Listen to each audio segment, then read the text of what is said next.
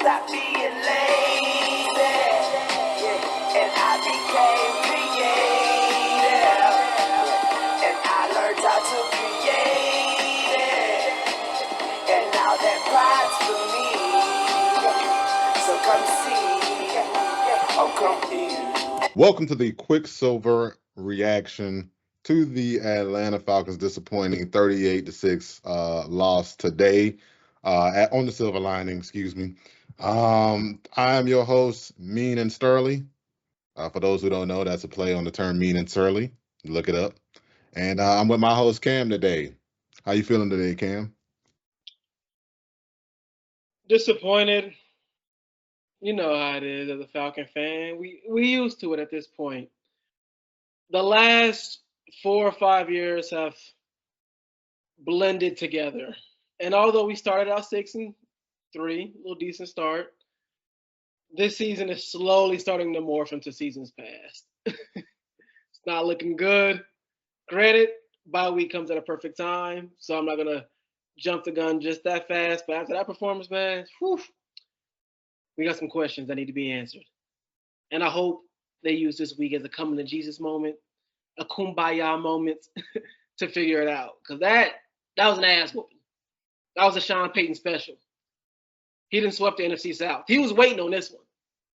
He put up, and we made Bo Nix look like an MVP player.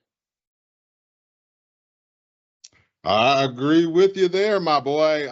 Look, now this is one of those losses I want to keep perspective on, but at the same time, it raised a lot of concerns for me. Well, not even raised a lot; it just reaffirmed certain ones. Now, going into this game, we knew this was a bad matchup. We both still picked the Falcons, but we were just, being positive homers.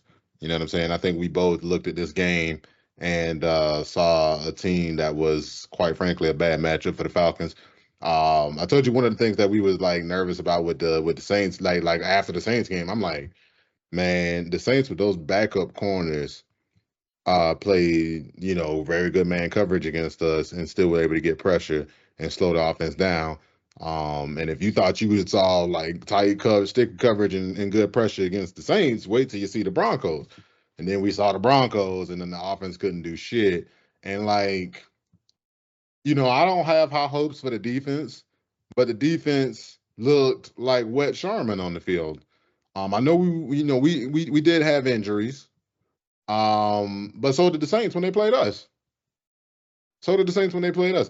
And the Saints held us to 17, and we went out there with a team with a rookie quarterback and let them score 38.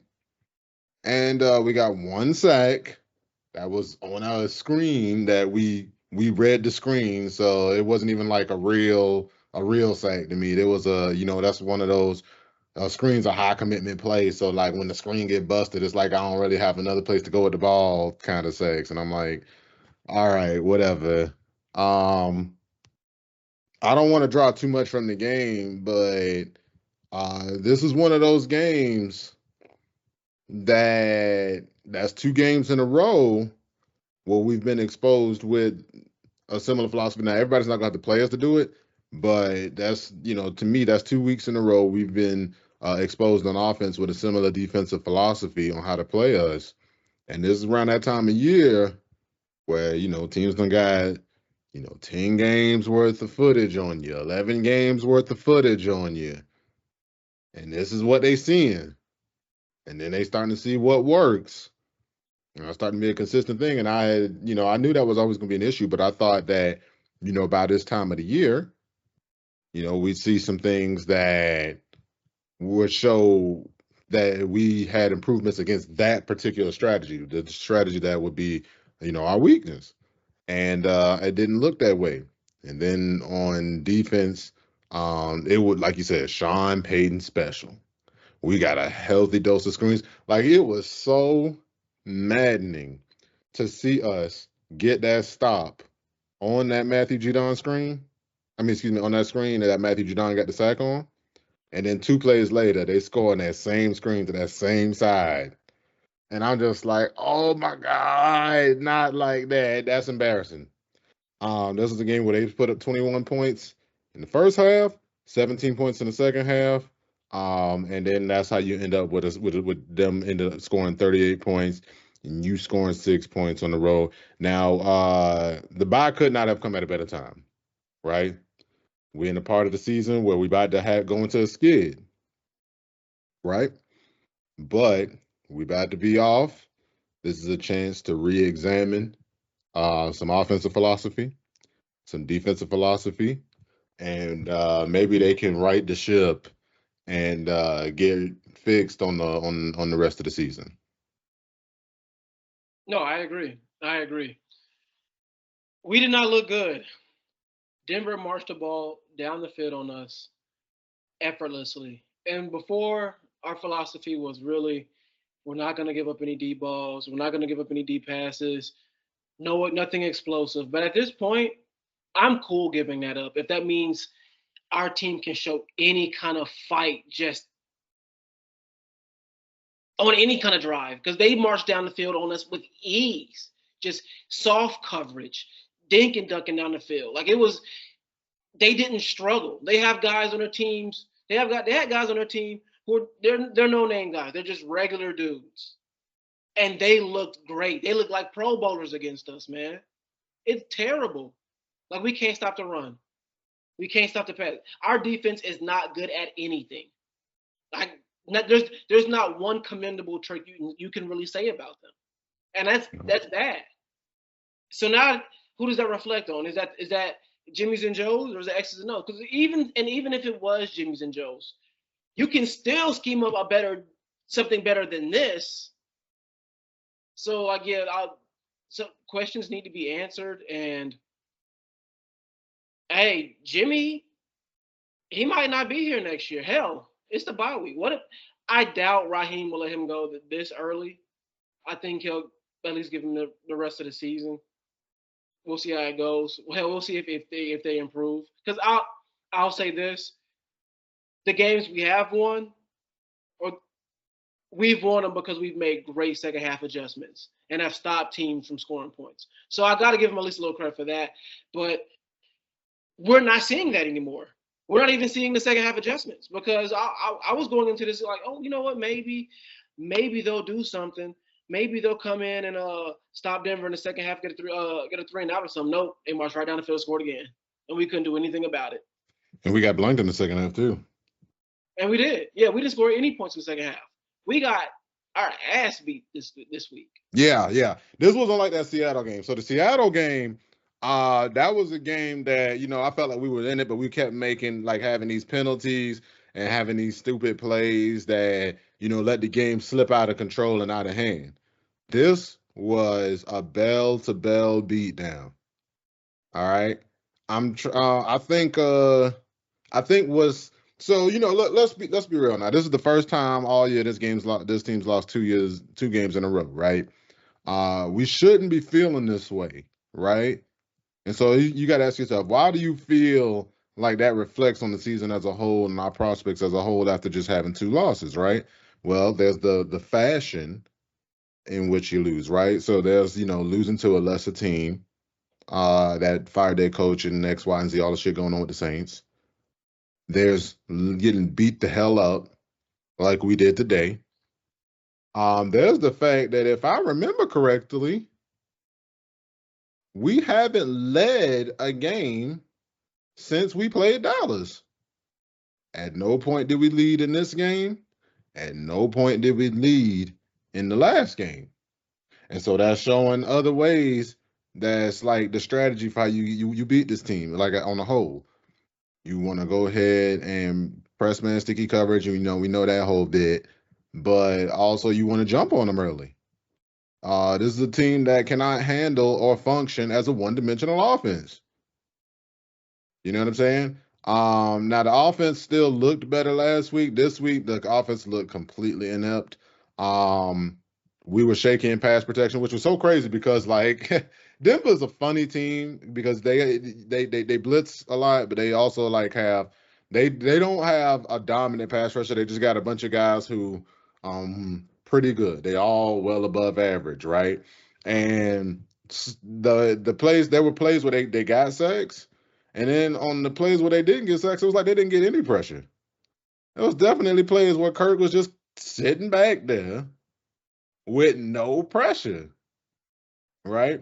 But they were able to play tight on the coverage, and then it seemed like every time we had a positive play, it didn't stick. You know what I'm saying? Even in the end, and I hope Casey Washington's all right. That deep pass to Casey Washington from Penix, it hit him on the hands, but then he like landed and hit his head, and he knocked out, and the ball kind of hit the ground anyway. So it's just like everything positive we did came with a caveat, like that forced fumble that looked like it was gonna be a fourth down stop on a pass breakup, but then it turns out to be a forced fumble, and then that keep it going. And that's like those types of plays that make the game get out of hand.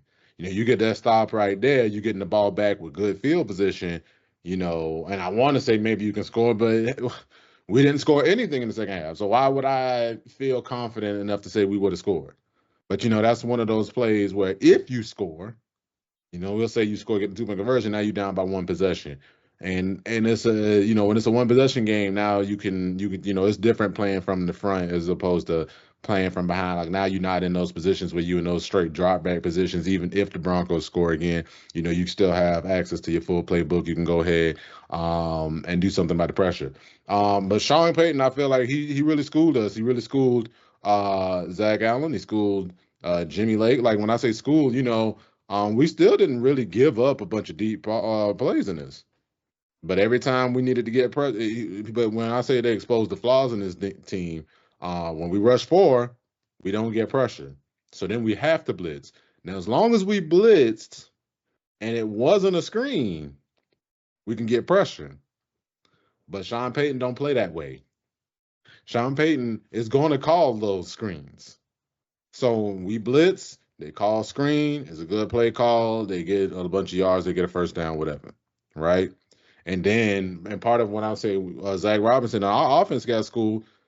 How many screens did we see? And not like an attacking screen where you immediately send guys out like a bubble screen or a screen to Ray McLeod or something, but like a real screen designed to handle being blitzed. You know what I'm saying? I didn't feel like I saw any of that from our offense, despite the fact that we were going to have way more problems with their pressure as opposed to the problems that they were going to have with our pressure. Which is uncharacteristic considering Zach runs a lot of screen. He calls a lot of screen plays.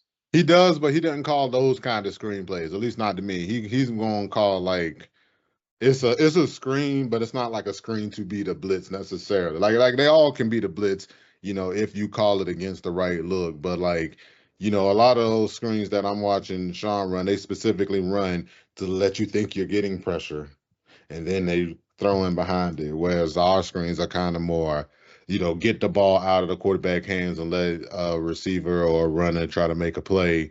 And if they blitz into it, then it's that much better. But it doesn't create the illusion that you're actually trying to block them and you're winning. Our screens all just say, all right, we're just getting the ball out right away. Their screens said, oh no, we're losing in pass protection and you're getting pressure. It's like, you know what I'm saying? And that's this team gets such little pressure that it's almost unforgivable they fall for screens, because I'm like, if you're getting pressure, you should have known something was wrong. Like, what the fuck who the hell do you think you are? Is J.J. Watt on this team? Is Lawrence Taylor on this team? How dare you think you was getting pressure on these plays? What were you thinking? You knew you wasn't getting no pressure. Soon as you wasn't blocked, you should have been like, where's the running back? We need to find this dude. Because clearly something wrong. You get me? If Jesse Bates isn't making a play, our defense is fucked. Mid, bro. Like I'm trying to look, and him making a play makes our defense mid. If not, we're trash. We Reggie without him. We straight Reggie without that man, dog. Our team, all right, we got a mediocre linebacker core. We got guys like they're good, but they're not great. and like we need all three of them healthy to form a semi-competent linebacker, a serviceable linebacker core. Yeah. Our front four is just not it. Our edges, and I'm not even talking shit about our tackles. Our tackles are decent. Our edges, we have Matt Judon is washed. Lorenzo Carter's not it. At this point, we just nothing we could have done would have made anything better. Hell, I don't even think signing somebody in free agency or signing somebody before the trade deadline would have even helped. Like it's the scheme, man. It's got to be the scheme. No, it gotta be. Because we have the same guys from last year, Let me bro. tell you something. The same guys from last year, bro. It's 40 sacks last year, and we got 10 through 11 games. Denver has 40. We have 10. That's terrible. No, I'm saying we had 40 sacks last year. Denver has 40 right now. They have 40 right now. Man, something. Yeah, but the reason why I'm bringing up what we got is because those the same players, arguably better. All right, we don't have Campbell, we don't got Dupree, but hell, they still only accounted for 13 sacks. Hell, you should still at least be pacing 27. You're not even pacing 27. For us to get 27, the rest of the way, we have to average over 2 sacks a game. Yeah. That should sound pretty preposterous, right? Like that's terrible because any other team, you're like, yeah, hell, like 2 sacks a game. All right, that's a breeze. Yeah, I thought you were gonna insinuate we, had to get some real pressure here. Oh my God, boy, 2 sacks a game, boy. The 85 Bears don't walk through the building. It's the grits blitz, baby. Dog, it's the scheme, bro. It's gotta be the scheme. 77 again, baby. That was the 78. Was that the 77 Falcons? The grits blitz? I think so, yeah. We got to look it up. You know what, man? We over here being serious about the game, man. We about to enjoy our Sunday. Because let me tell you something. We picked the Falcons, but let's be real. We thought the Falcons was going to lose this game. We said this is not a good matchup. We just want to be hopeful and pick the Falcons because we love this team. We knew. Matter of fact, let's see. Grits, Blitz, Falcons. Let's get a little history lesson. Yeah, bro. We knew they was going to lose. Yep, 77, boy. Good job, Sterl. Give yourself a pat on the back.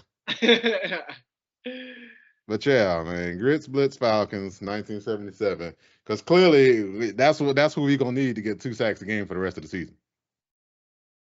That's what we're going to need. And honestly, hold on. We got 10 and 6 games left. Oh, my bad. That's closer to 3 sacks a game to get to 27. Oh my God, dude. To get to 27, to get to the amount of sacks we had last year, except for Calais Campbell and Bud Dupree sacks. That's what it's gonna take. Boy, this shit pathetic. This shit is pathetic. All right, the pass rush. And Raheem is a defensive. He came into the league as a defensive coach, defensive coordinator. He's a DC with the Rams. This shit can't sit right with him. So he gonna have to. I don't know if it's like him. Yeah, I don't know if he gonna fuck around and start taking defensive play calling duties over Jimmy or whatever. I don't know what the fuck gonna happen. Oh no, we need a serious shift in philosophy.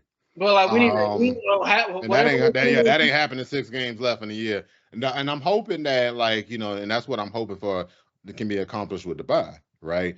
Hopefully in the bye, this is one of those games where when you get punched in the mouth like you did today, they say, all right, it's time to take a reset and reorganize and reallocate some things. It's clearly what we do are not wrong, and we headed on the path to further failure. Now I was hoping to save this little tidbit for our bye week episode, so I won't get into too much detail. But Raheem has been a head coach before. Raheem's been an interim head coach before. One of the main reasons I was okay with Raheem being a head coach is because I wanted a head coach that had previous head coaching experience, right? This is one of those areas where a young head coach with no experience might get a little flustered. He might be scared he's about to lose the team. I like to think that with Raheem already having previous experience as a head coach, he's going to see how the Falcons lost the last 2 games, and that might hurt the morale of the team. This is one of those times where your message can go hollow real fast when the team losing. You with that rah-rah bullshit, and we positive, we believe in our guys, and then everybody going and getting their teeth kicked in. You know, that ain't gonna be that's not gonna go so well, right? But we are hoping that Raheem, being a previously experienced head coach, is gonna be able to handle the team, handle getting them back. Also, this is one of those times where we see them make adjustments at half all the time. Well, now you're getting your season half part. Like this your halftime for the season. It's past the actual halfway point of the season, but this is your extended break. This is the part where you get that week off and then the week to prep for the next game, and you get to adjust your scheme. Let guys get healthy from having a week off, whatever, and then hopefully you can go into the Chargers game a lot more healthy, right? And with some adjustments that weren't previously seen, and maybe you can even get the drop on the Chargers because you make adjustments nobody got film on yet. All right. Now that's just being hopeful, but it does happen. That's why the bye week matters. A lot of teams, I think Mike Vrabel was before he got fired, he was like undefeated on bye weeks. For the longest time, one of the things that made Andy Reid a good coach was, hey, once he got the bye week, he was about to come out in the second half of the season, they play a lot better. So we still got that. Falcons only scored 2 points, but both of them was on Younghoe Koo field goals, and one was on the 51-yarder. Gosh golly, G. Willigers, Adam Vinatieri just walked through the building, boy. Money Matt's back, boy. Let it bounce back, young way. Bro, we needed that. So we know that maybe I overreacted. Maybe Koo don't quite have the yips. All right, maybe that was just a bad game, and he missed a little more kicks than usual, and we've gotten so accustomed to having, Money Matt, when he got cut from Tampa, when he made it to Atlanta, man, at least for the years he was solid, like, you just got so used to seeing no matter when the kick it went through the uprights, that anytime somebody missed, it's like super alarming. And you can say that about Koo, but Koo, he pulled his weight. So at least there's hope that Koo will be fine for the rest of the year. Oh, between Morton Anderson, Matt Bryant, Koo. As a Falcons fan, we've been blessed with good kickers. Right. So, like, the standard's high. Like, yeah, right. It was always going to be like that. No, it didn't have to be cool. It ain't matter who the fuck was kicking. If they was missing them like that, we like, no, that ain't what we used to here. And we playing side. So it's like, no, I ain't get that shit through. But he handled his business today. But yeah, I agree with what you said, Big Dog. This is halftime for our season. This is the perfect bye week period for us. It's week 11. We're 6-5. I know we always say this. Would you have taken 6-5 and headed into the bye? I would. I'd be happy about that. We're 6-5. We're 6-5 headed into the bye. I'm pissed we got our teeth kicked in, but in all honesty, I'm kind of glad our team got exposed like this, like a full exposing. Like, we got exposed on offense. Like, we couldn't do shit on offense. So the offense has to go into this bye like, oh, yeah, we're not as good as we think we were. Like, we still got to make some adjustments as well. We can't just rely on Bijan. We got to really find a way to, like, continue to get other guys involved.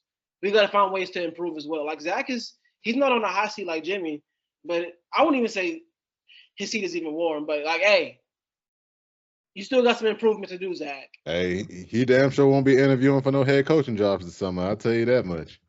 Exactly. He gonna be here next year. He gonna be here. So Jimmy, you might be gone. Jimmy might be gone, but it ain't because he got a head coaching job. Yeah, you might be going. Jimmy might be going back to college. He might be out the NFL after this season, because if the Falcons are on pace for less than a sack a game, no one is gonna hire this man. Yeah, that's no one's gonna hire this man, because you don't know how you don't understand the scheme. You don't know how to stop teams on defense. You don't know how to do that, because you got the same guys from last year. We were top half of a team last year. I think our defense was like 15 to 16. Our defense was solid. Our defense kept us in games last year. If Yeah, we had last year's defense with this year's offense, we might mess around and be like 7-3 instead of 6-5 right now. We're eight yeah. and three instead of 6-5 right now. But yeah, this we need some improvement, man. This But ain't you know it. what's so crazy? 6-5 is one game back from the Ravens. Ravens just lost today, and they 7-4. Oh shit. Yeah. So look, we know what this season's gonna be about, man. This is about at this point, this next week is really gonna be about steadying the ship and Oh, finding sure. another, redefining ourselves as a team, I'm glad you and said that reestablishing our identity. Yeah. because right now we're in a storm and we are pushing through this motherfucker. We are in the eye of the storm and we got to go to the other side. And this is bye week is right, but it's bye week is That like is the eye of the storm. That's this the bye oh, week. shit. This bye week is the eye of the storm, and Raheem is the captain of this ship, and he got to steer us to the through the other side. And granted, I think his past experience as a head coach, him going to LA, getting that Super Bowl experience, winning a Super Bowl as a DC with LA, and then coming to Atlanta as a second stint as a head coach. I think he has the experience and the pedigree to be able to do it this time. I truly believe that. Granted, I was never really confident on the Jimmy Lake hire, and he has shown that my suspicions have come to light. Like he's the problem. So we'll see what Raheem can do. We'll see if he takes over play calling duty or if he I don't know what he gonna do to like hey light a fire on his ass. But they're gonna have a coming to Jesus moment. Hey man, I like to be a little shit starter, right? So, what team does Ryan Nielsen currently coach for?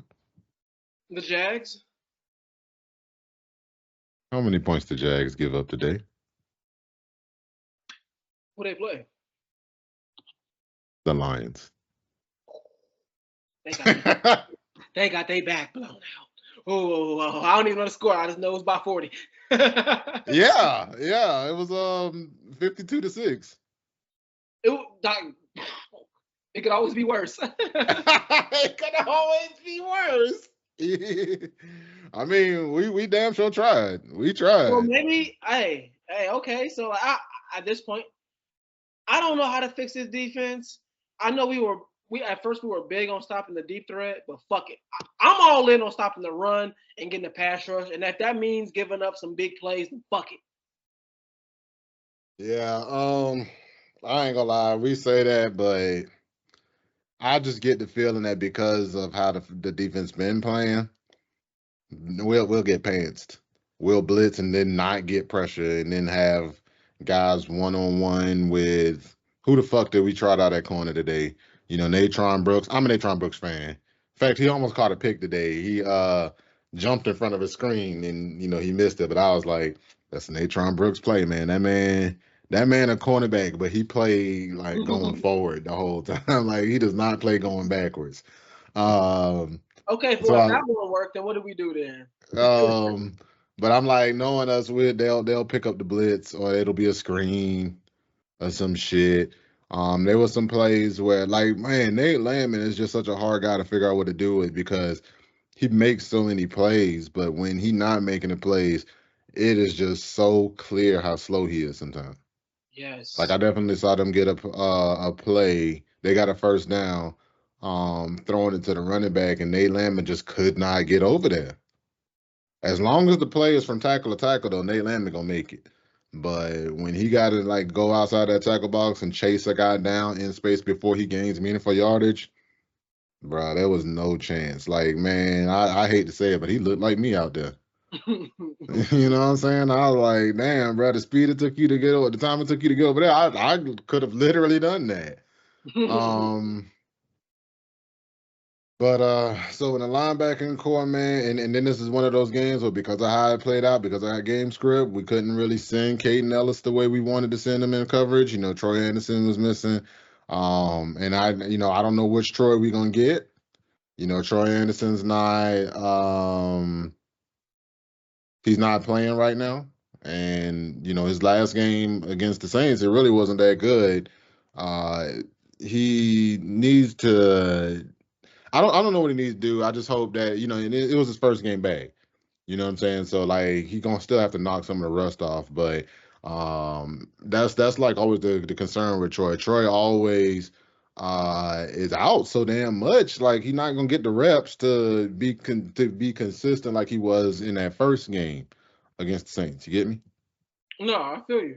He stay hurt. He stay, and it's like I hate that for him, but that's the reason why he hasn't developed the way we wanted him to. He's always a project pick because he had all the athletic tools, but and he's shown that he can put them together. He's shown glimpses of greatness, but him getting hurt has kind of halted his progress. But even still, like without him, man, like we gotta do something. Like I said before, this defense has to have a coming to Jesus moment or something. Like Raheem got to right the ship. I don't know if it like it's play calling or I don't know. I don't have an answer for this. I don't know how you fix this defense because it's so broken. But you got to do something, man. Well, with the injuries we got now, I'm a little shaky and scared about that. But I will say that I think to some degree, you just gonna have to play more man coverage and just let guys play. And if they get beat, then they do. Um, when we play zone, we just do not get enough pressure for zone to work. Right? Like if we were getting pressure, I guarantee you this defense will look like a whole different defense. I guarantee it would look like a whole, especially against like a young quarterback like Bo Nix, who you get pressured and maybe you show him these complex zone looks that look like zone, one type of zone or one type of coverage before the snap, and then another type of coverage post snap, which we really don't do a lot of either. And I think that's kind of the other thing too. That's kind of an issue. We don't really disguise the defense at all. Everything that we do is it kind of shows our hand that we defending everything deep to begin with. And so everybody kind of is already expecting like a cover three or some shit like that. Cover two, cover three, just something to protect everything deep. Um and we're just so goddamn shaky on the run. Like maybe on the first down we'll give up 2 yards, but then on the second down we'll give up eight. I mean not eight, but like seven. So then it's 3rd and 1 or some shit. Oh, of course, that's You know what I'm saying? Like, the and, season. and, and let me tell you what else too. Um, the one stop I remember us getting, they got like a penalty on Garrett Bowles, and then they had to punt, and I'm like, damn. It seems like we have basically not had any negative plays. Like we are not. Our defense is a model student. It is not a disruptive defense. You know what I'm saying? Yeah. Our Our defense defense is don't. called teacher's pet. Oh my That's god, right. That's right. it's not That's causing what we're any gonna call this defense. This disruption. defense teacher's pet, because it's not a disruptive student. It's not like halting the learning of the other kids in the class, as they say. In fact, it's helping. Yeah, yeah. Everybody's getting A's with this kid in class. Hey, follow the Falcons' example. You'll put up a lot of yards against them. Oh my God, bro. Hey, hey, hey. You know, this is Bo Nix's first game throwing for over 300 yards. Of course, it would be. It's Of the course it would Falcons. be. That's what they do, baby. That's what they do. But look, the beauty in all of this is that it's only one game. 6-5, still in the driver's seat for our division. This was not one of the games we had them winning. So, we still can win one of the games that you look at the schedule and you have them losing. And we have to pick one of those up now, right? Because we lost the one to the Saints. That was the bad part about losing to the Saints. Right now, you beat the Saints, you 7-4. Nobody cares that you 7-4. You lost to the Broncos going into the bye. You know what I'm saying? But now you 6-5. Bye. Now you a game and a half up on the Bucks, and now all right, you gotta win the games that you're supposed to win, Like this right? Chargers game coming up. This is a play. Think of this game as a playoff elimination game. This Chargers game Um, is 100% must win I won't say that. So this is what I'll say. because we cannot be 6-6 and then go on the road to Minnesota. Because then what the Oh, fuck? okay. So you Now said we what you getting at is you think that that's the game we gotta win. Because yes, let me tell you. So the games I think that we supposed to win, right? As far as just saying you a better team, right? We're yeah, supposed to win the finale against the Panthers. yep, We're supposed to beat the Giants. yep, We're supposed to beat the Raiders, yep. right? And who else? There's one more team. One more team. Nope, that's it. Because Oh like yeah. It's 6 games left. It's 6 games left. Sorry. It's those three, and the games that's the tough games. We got the Chargers, we got the Vikings, we got the Commanders, hmm right? and we got the Chargers at Now, home. Chargers I'm at gonna be home.